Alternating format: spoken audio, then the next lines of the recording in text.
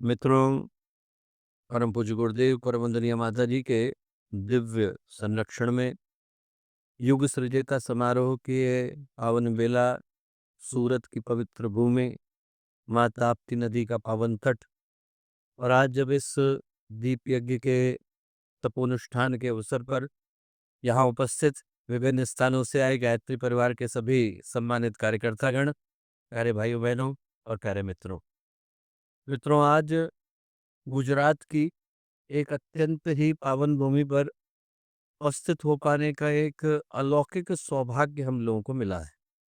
द्वारिकाधीश की ये भूमि, भगवान सोमनाथ की ये भूमि, महात्मा गांधी की भूमि, सरदार पटेल की भूमि, उस भूमि पर जहाँ पर शौर्य के शिखरों ने, ज्ञान के शिखरों ने, भक्ति के सागरों ने, नरसिंह मेहता ने, जलाराम बापा ने, एक से एक बढ़कर के महापुरुषों ने, महामानवों ने जन्म लिया, उस भूमि पर यदि आज हमको कोई शक्ति खींच करके लाई है, तो मैं कहूँगा दोस्तों कि इस युवा चेतना जागरण का ये जो शिविर है, यदि इसकी सही अभीप्सा, सही पुकार हम में से प्रत्येक के जीवन में, अंतःकरण में कहीं गहरे प्रतिष्ठित हो जाती है, तो हम लोगों का यहाँ शिविर में आना सार्थक हो पाता है। वही शक्ति हमें यहाँ खींच करके लाई और हमें अपने मन में भारतीय दृष्टि से जो यौवन की परिभाषा है, उसको अपने चिंतन के अंदर कहीं गहरे बिठा लेने की आवश्यकता है। और वो परिभाषा क्यों महत्वपूर्ण है?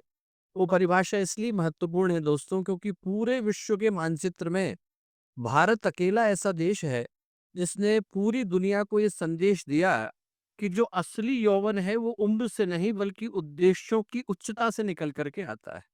आपका चिंतन स्पष्ट हो, विचारों का प्रवाह बिल्कुल लक्ष्य के प्रति हो, चिंतन प्रखर हो, चरित्र प्रामाणिक हो, भावनाएं उदार हो और हृदय में सृष्टि के कल्याण की पुकार हो, तो आपको कानूनी कागज उम्र कुछ भी बताते हो, आपका जीवन यौवन की परिभाषा बन जाता है।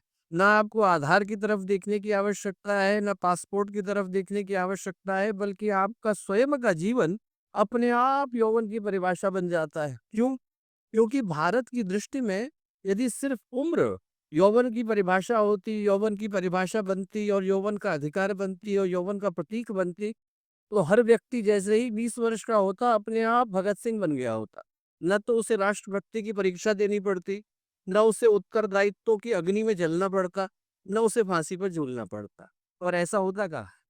जो असली जीवन है, उसमें यौवन बाहर से दस्तक नहीं देता है, व्यक्ति के अंतःकरण से दस्तक देता है। अंदर से अच्छे कर्मों को करने की पुकार बनकर, अपने व्यक्तित्व को तपाने के लिए तप बनकर, अपनी आत्मा को परमात्मा तक पहुंचाने के लिए योग बनकर, अंदर से जो ऊर्जा का उद्दाम प्रवाह निकल करके आता है, वही यौवन कहलाता है।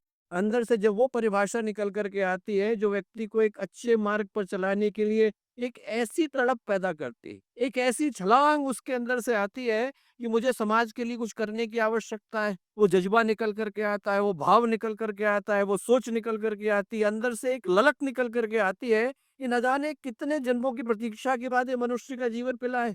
क्या इस जन्म को मैं यूं ही गंवा करके जाने वाला हूँ कि इसके माध्यम से समाज के सामने एक ऐसा लक्ष्य, एक ऐसी दिशा, एक ऐसी सोच निर्धारित करने वाला हूँ कि जब जाने का समय आए तो कबीरदास की तरह मेरे मुंह से निकले, ज्यों की त्यों धरती नीचे दरिया। जो मिला था उसके साथ मैं न्याय करके जा रहा हूँ। अपने कर्मों पर मुझे संतोष है, अपने किए पर मुझे गर्व है। जो गुरु के सामने कहा था, जो गुरु माता के सामने कहा था, उसके ऊपर मुझे पूरी तरह से आत्मसंतोष है कि मैंने अपने किए का पालन किया। जब ऐसी धारा मनुष्य के जीवन से निकल करके आती है दोस्तों, तो आपका जीवन चाहे उम्र के किसी भी पैमाने पर आकर के खड़ा हो, आपके भीतर भारतीय दृष्टि से यौवन निकल करके आता है और उसकी छलांग के आगे हिमालय छोटे पड़ जाते हैं दोस्तों। उसकी छलांग के आगे समुंदर छोटे पड़ जाते हैं, उसकी छलांग के आगे सितारे छोटे पड़ जाते हैं, क्योंकि असली जीवन में यौवन व्यक्तित्व की विशालता, दिव्यता, भव्यता लेकर के आता है, क्षुद्रता लेकर के नहीं आता। और जो गायत्री परिवार का युवा क्रांति का भाव है, इस युग सृजेता का भाव है, युवा क्रांति को जगाने का भाव है, वो सही पूछे तो व्यक्ति के व्यक्तित्व को जगाने का भाव है। दुनिया जहान की जितनी क्रांतियां हैं, यदि हम उनको उठा करके देखें, तो क्रांति का नाम आते से ही व्यक्ति क्या सोचता है? हम भी विचार क्रांति की बात करते हैं। क्रांति का नाम आते से ही लोगों के मन में मान्यता हो गई कि सड़क पर आग लगानी है, अराजकता फैलानी है, सरकारी संपत्ति को तोड़ना है, दूसरे को परेशान करना है ना। गुरुदेव उस क्रांति की बात नहीं करते। गुरुदेव अंतस में लौ जलाने की बात करते हैं। बाहर आग लगाने की आवश्यकता नहीं है, भीतर आग लगाने की आवश्यकता है। व्यक्ति के व्यक्तित्व के अंदर यदि प्रकाश आता है, प्रभाव आता है, प्रभा आती है, तो जहां पर है वहां पर समाज को नई दिशा दिखाने वाला प्रकाश स्तंभ बन जाता है।